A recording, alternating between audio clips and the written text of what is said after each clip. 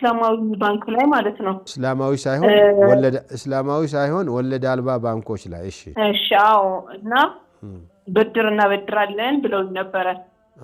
ከዛ እቃውን ገዝተን እንሰጥሻለን እስከ 1 አመት ድረስ 13% ጨምረሽ ታስገቢያለሽ አሉ 13% አውቀሻዋል ግን ሂሳቡን አሁን ለምሳሌ 1 ሚሊዮን ብር ብናበድርሽ አሉ 1 ሚሊዮን 130 ሺህ ብር ጨምረሽ ታስገቢያለሽ እኮ ይሄ አሁን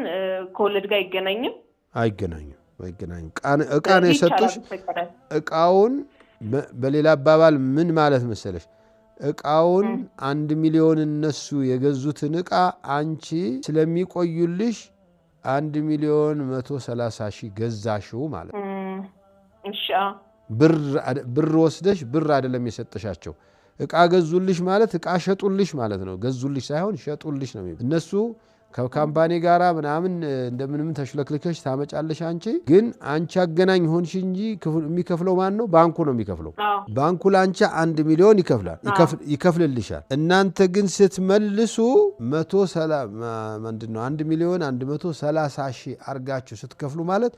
አሁን የገዛችሁበት ነው በዱቤ ስላደረጉልሽ ትርፉን አሰቡ እስከዚያ ድረስ እኛ ጋር ይሄ ብር ቢቀመጥ ይሄን ሊሰራ ይችል ይሆናል ብለው ገምተው እኛ አሁን 1 ሚሊዮን ላንቺ ምን ገዛልሽን እቃ ምን እናስረክብሽ በ1 ሚሊዮን 150 ሺህ 30 ሺህ ድረስ ነው አሉ አንቺ ደግሞ ተስማምተሽ ገዛሽ ምን ችግር አለ በቃሽ አይ ከወለድ ጋር እንደሚገናኝና እንደማይገናኝ ለማረጋገጥ جزاك الله خير أيقنا الذين يجتنبون كبائر الإثم والفواحش إلا اللمم الله إن ربك واسع المغفرة ሄሎ አለቃ አቤት ምን ተፈጠረ ሙስሊሞች ተሰብስበው ሰሞኑን ኢማሞቻችን በታጠቁ ኃይሎች እየተገደሉብን ነው መፍትሄ እንድትሰጡን እንፈልጋለን ጉዳዩን ሰምተናል ግን እኛ አሁን ምንም ማድረግ አንችልም ስራ በዝቶብናል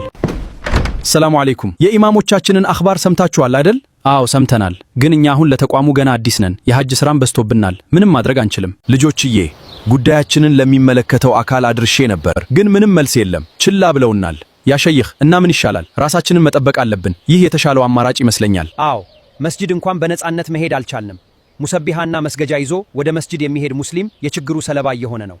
አዎ ልክ ነህ የታጠቁ ኃይሎች እየገደሉን ዝም ብለን ማየት ያለብን አይመስለኝም እንደው ሰላም ቢሆን ጥሩ ነበር ግን ካልሆነ ምን ይደረጋል እንግዲህ ሄሎ አለቃ አቤት ምን ተፈጠረ ሙስሊሞች ተሰብስበው እየተወያዩ ነው የባለስልጣኖች አስቸኳይ ስብሰባ ያስፈልጋል እሺ አስቸኳይ ስብሰባ ይኖርናል ቻው ሙስሊሞች ሀገር ሊያጠፉ ተሰብስበው እየተወያዩ መሆናቸው መረጃ ደርሶኛል ስለዚህ ህዝብ ሳይጎዱ በፊት ስርዓት ማስያዝ ያስፈልጋል ተመልከቱ እንግዲህ ሰላማችንን አያስጠብቁ ወይንም ሰላማችንን እንድንጠብቅ አይፈቅዱልን ተገድየም ተከሳሹ እኔ ነኝ እኛ ዛሬ ቁርአን እየሰማን እኮ ደስታ ወንድሞችን አፍቆናል ሐቂቃ ነው ማለት ሰው ዛሬ ዘፈን እያዳመጠ ነው ደስታ የሚፈልገው ፊልም እያየ ነው ሰው ዛሬ ደስታ የሚፈልገው ዛሬ በየቤቱ ቲቪ አለ ልጆቻችን ስልክ ይዘዋል ከቁመታቸው በላይ ሆነ ደፍተር አይደለም ከደፍተር የሚበልጥ የሆነ ማለት ነው ሲጎረቁሩ ሲመልሱት ይመሻል ሱቢ የለም ምን የለም ፌስቡክ ይባላል ፌስቡክ በሉት ፈሳድቡክ በሉት ቴክኖሎጂ ተንኮለጅ በሉት አሁኑ ሰዓት ያለው ወንድሞች ሰው ከመስጂድ እያራቀነ ያለው ከኸይር ቦታ እያራቀነ ያለው ልጆቻችን ያሉበት ሐል እንመልከት እኛ ያለንበትን ሐል እንመልከት ሰው እኮ ዛሬ በቲቪ እየተመለከተ ድራማ እያያረክሰ ሐቂቃ ነው ማለት ድራማ ምንድነው ውሸት ነው እውነት ነው እንዴ አይደለም ትወና ነው ውሸት ነው እየተወኑ ሰው ፊልም እያየ ያለቅሳል ፊልም እያየ ማለት ይላል ምንድነው የሚያስለቅስ አባቱ ሞተ እኮ እናትየው እኮ ሞተች ልጆቹ እኮ ሞቱ ይላል ያለ ፊልሙ ለብሩ ነው እኛው ያለቅሳል ቁርአን እየተቀራ ተለቅሳል ሐዲስ እየተቀራ ተለቅሳል ልብ ላይ ጠብይላል እኛ ዛሬ ቁርአን ሲቀራ ወንድሞች አላህ ይዘልልን ሐቂቃ ነው ማለት አላህ ይዘልልን ዛሬ ተወጁ የለም ኹሹዕ የለም ፍላጎቱ የለም የልብ መሳብ የለም ለምንድን ነው ችግሩ ምኑ ጋር ነው ከተባለ ለቁርአን ከሰጠነው ቦታ አንፃር ነው ለዲናችን ከሰጠነው ቦታ አንፃር ነው ቤት ቁጭ ብለ ነው ቤት ቁጭ ብለ ለብቻ ቁጭ ብለ ነው ለብቻ ቁጭ ብለ ሰሚራ የለችም ኦስማንም የለም ሆስፒታልም የለም ኦስማንም የለም ወፍራምም የለም ዛሬ ዛሬ ለመሐመድ የመሐመድ በረከት በረከት አስከፍት አስከፍት ማን ነው መሐመድ ማሙድ ገባው ማን ነው ማሙድ ማን ነው ማሙድ ማን ነው ማሙድ አንተ ነህ አዎ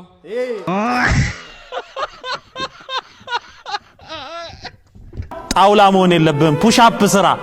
ዘርፈትፈት አትበል ሸንቀጥ በል አየው እንደዚህ ነው ለዚህ ስትታይ አቡ እንዴት ያምርበታል ጀንተል ያለ አዎ እንዲህ መሆን አለበት ለምን ነፍስን መጠበቅ ዲን ነው ቡና መጠጣት አይፈቀድም ይሄንንም ሊቃውንት አባቶች ናቸው የጻፉት ይሄ ምንድነው የአጋንንት ግብር ስለሆነ ይሄ ቡና ወደ ሀገራችን ወደ ኢትዮጵያ የገባበት ምክንያት ሶስት ነጋዴዎች ነበሩ በውጪ በአረብ ሀገር የሚኖሩ እነዛ ሶስት ነጋዴዎች አንዱ ቡኑ አንዱ አቦል አንዱ ረጃ አንዱ ቶና ተብለው ይጠሩ ነበር